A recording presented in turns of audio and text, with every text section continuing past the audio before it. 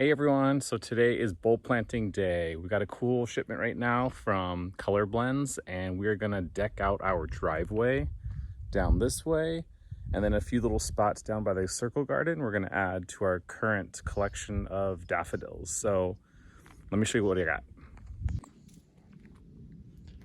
So we just got our shipment of Color Blends bulbs here. We're doing daffodils because they grow really well and they naturalize in Southern California warm weather.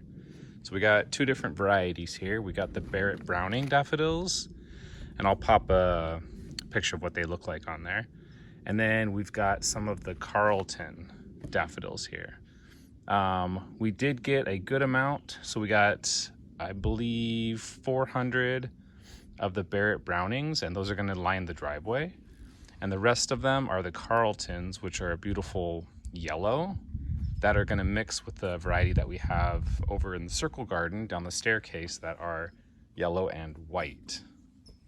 So Joe's out here helping me do this project because it is gonna take a little bit of effort and manpower to do this. We have two different methods of planting bulbs. Joe likes a Hori knife, which is this little knife hoe situation. And then I like the more efficient, lazy way with my dirty drill that I just planted stuff in the rain with, and my auger. I will link a similar auger down in the description from Amazon if you guys are interested in one of those. It does make the job a little easier. We are in the market for a more powerful drill. We just have a Roybe rechargeable electric one. We're probably gonna get a little more powerful one for bigger projects. Looking at maybe like the DeWalt line. We do have pretty rocky soil, so we wanna make sure that we have a powerful enough drill to, if we ever hit a rock, that it'll keep going. Some people like with a kind of extension piece that gives you more leverage. If you don't have rocky soil, it's not a real big issue, but we have pretty rocky soil. So every time that auger hits a rock, it'll kind of torque, kind of twist your arm. So you have to be ready for hitting a rock if you are using a auger. We are using a 2-inch auger.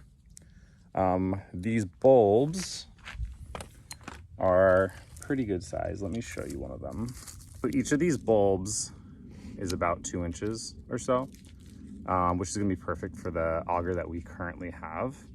So we're literally just gonna aug a hole, or Joe's gonna Hori knife a little hole, and we're gonna pop these down 5 to 6 inches or so. And the awesome thing about Color Blends that we like is online, when you order these bulbs, you can filter, if you have deer pressure or squirrel pressure like we do. They have a really cool filter tool that'll say like whether they naturalize really well, especially for your area. And they also have tulips and hyacinths and all these fun things. But we're doing things that'll naturalize pretty easy in our area first, and then as we get some structure going, we'll stick in some more fun things. But they also, because United States and everywhere else, I'm not exactly sure how far out Color Blends will ship, but they will ship your order when it's appropriate for you guys to plant. We got ours probably a couple days ago, and it's right now mid-November.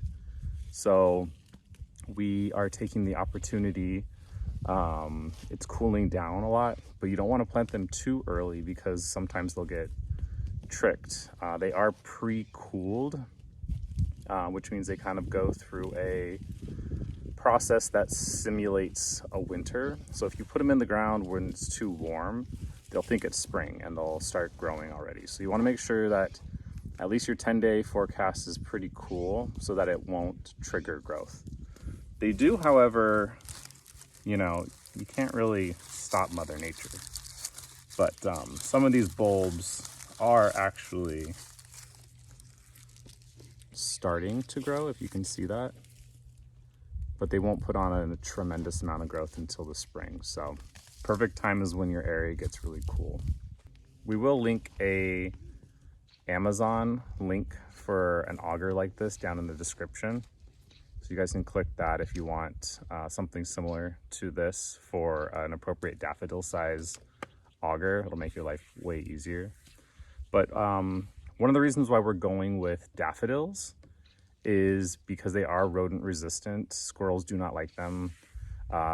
The tulips, if you guys are really lovers of tulips, Joe is, but we can't grow them because they're basically like lollipops for squirrels. So they would be eaten in an instant. There are like different methods that you can get away with, putting like little cages around them.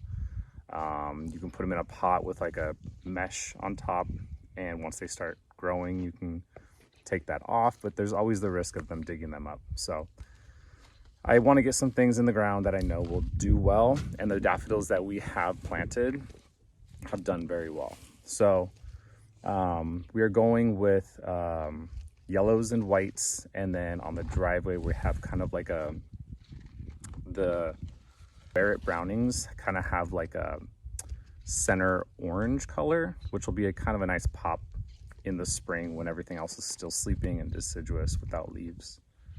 But they do get about 2 feet tall. So let me kind of show you where we're doing the driveway ones. So from the top of the driveway, we're just clearing out some of these weeds and everything so that it's clean and we're ready to plant. But we do have these crepe myrtles. Where's that one? Yeah, there's one there. They line the whole driveway. So we're gonna do kind of a little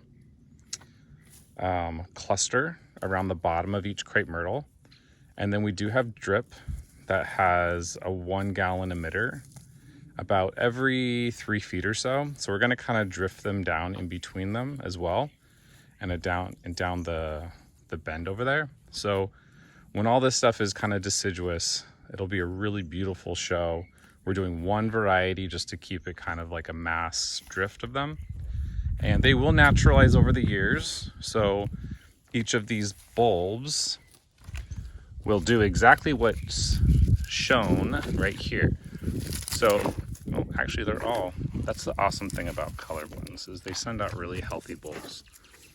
So usually you would start with one bulb like this, but it looks like these ones are actually already starting to multiply. So they'll do this and they'll start to send a baby out the side of them, and they'll just continue to do that. And these daffodils do really well in our area, and they will naturalize like this. So they will come back and give you an awesome show year after year, which is exactly what we want. We don't really want to do all this work and then we lose them all, you know? So we're not at that point in our landscaping project where we're going to do a lot of annuals. So we want to have things that when we put them in the ground, they're going to come back, add structure, add interest. And then later, you know, once we like start to lose empty spots, we can do some little drifts of annuals and everything to kind of keep up the fun and change things up. But our property needs a lot of plantings right now to get it looking good and to kind of cover up all this bare soil that we have. So this will be a staple in our garden for sure. And then if you guys kind of like the rugged style, like Joe, using the Hori knife, I will also put a link down in the description. Explain what you do. You basically just dig it in, drive it into the ground, pull it back, and then you stuff your bulb back in and then pull the knife out and then just push the dirt back in. So it's very easy and convenient. I don't know why he thinks it's harder, but it's not. It's I like the Auger way better. easier.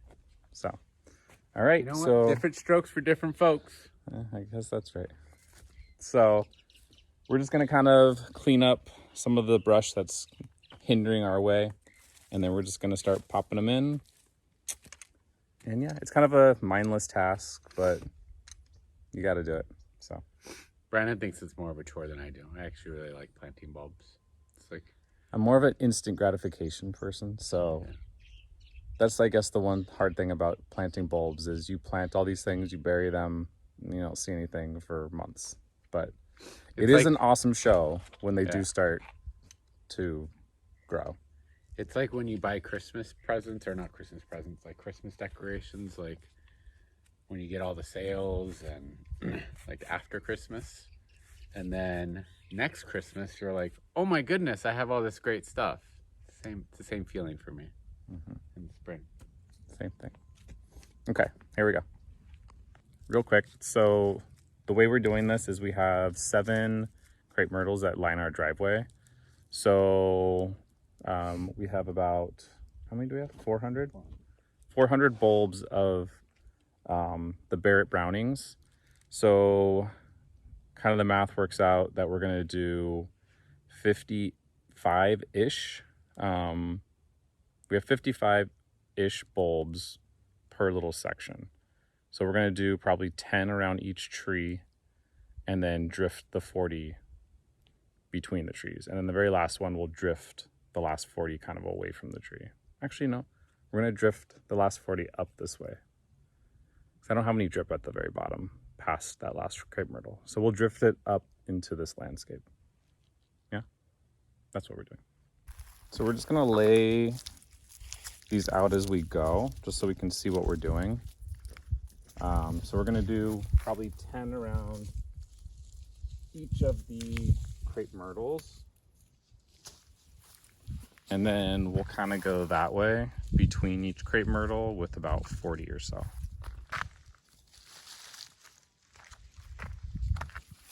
These bags are huge. What is that? 3?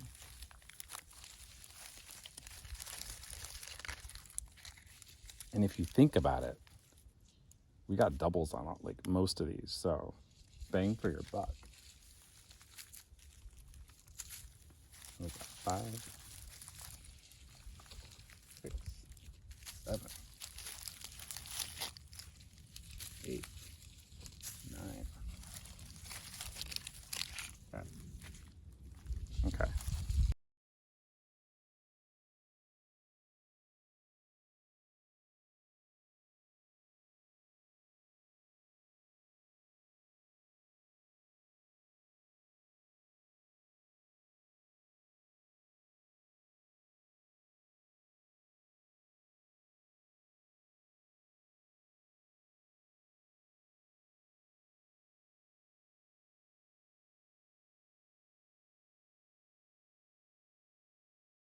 That I did forget to mention is the anatomy of a bulb. So as you're planting these, there is a top and there is a bottom. They do look kind of like an onion. So these are your roots. This is your sprout. So this is up, this is down. Some bulbs aren't as apparent like this, and they say you can kind of drop them in anyway and they will figure it out. True and not true. So they will figure it out. They do have an ability to find up, but it will actually stunt their growth because this bulb has X amount of energy in it. So if it's like this and it has to travel all the way up here, it's going to waste a ton of energy trying to do that, and it will stunt your bulbs. So if you do it like this, set it up for success, it literally just has to go up. So you're gonna, however you want to make your hole, I'm gonna aug this one.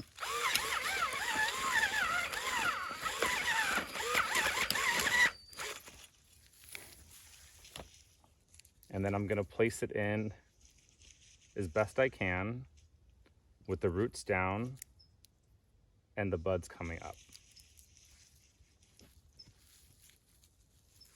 And then just backfill.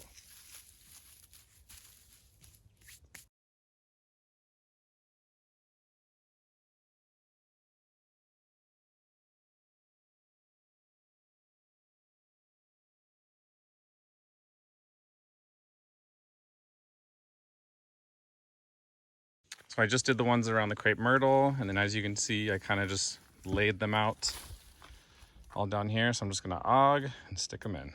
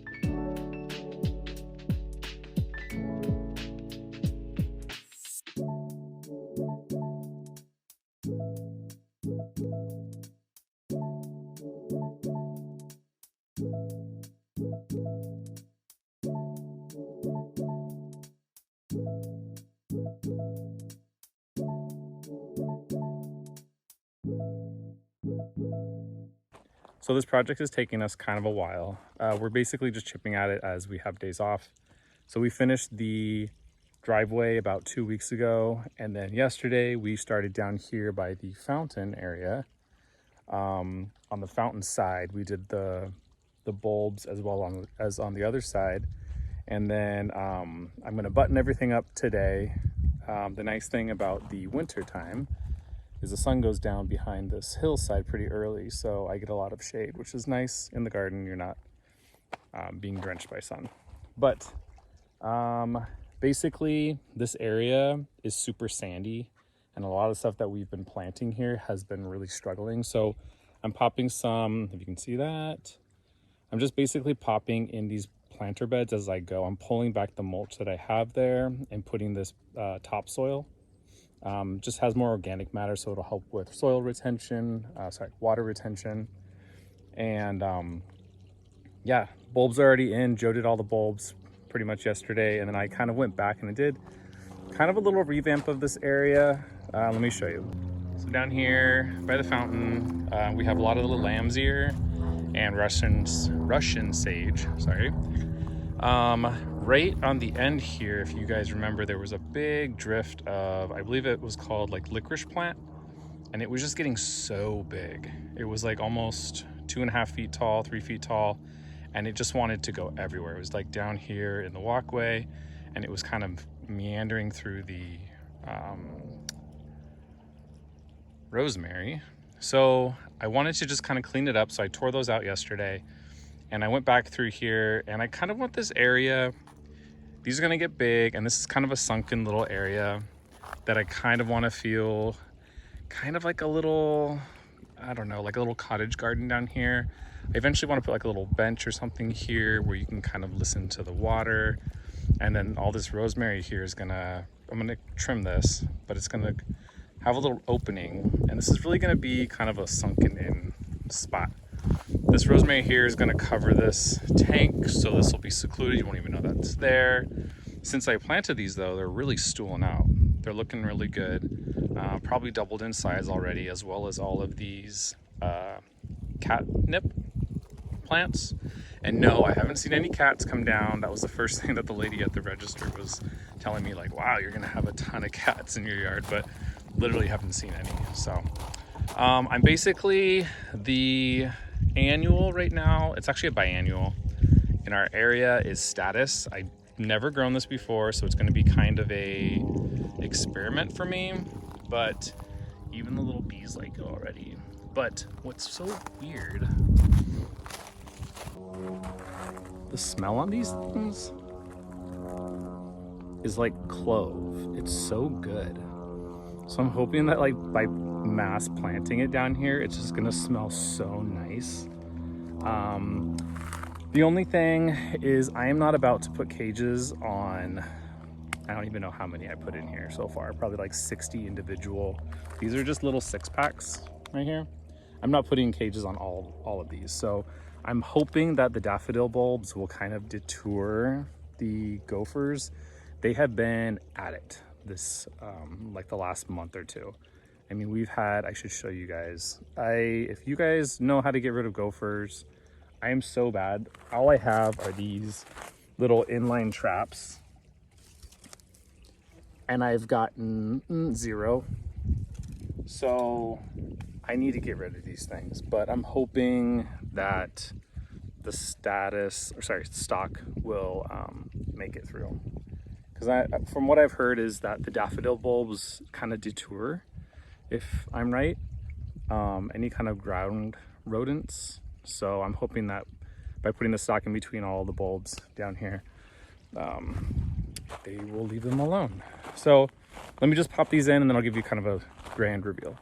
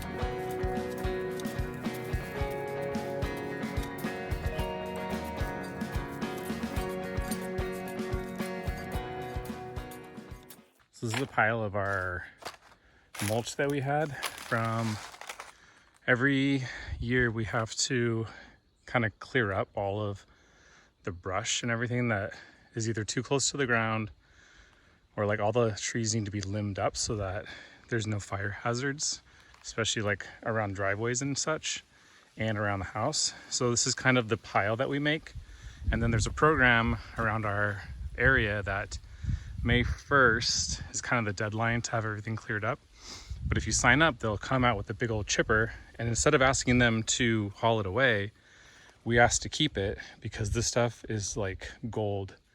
Any kind of fresh chippings like this is so good as mulch. It doesn't have dyes, chemicals, anything like that. And if you can actually get this on your soil as soon as it's chipped, it has way more like bioavailability with the soil microbes and everything. So this is a little bit old. This was done like I think May or June, but this is still way better. We have like a little tiny pile here left and a bigger pile here. But I really want to get a leaf shredder. That'd be awesome to like get all these leaves crushed up. But anyway, I'm gonna use this to cover the plantings that I just did.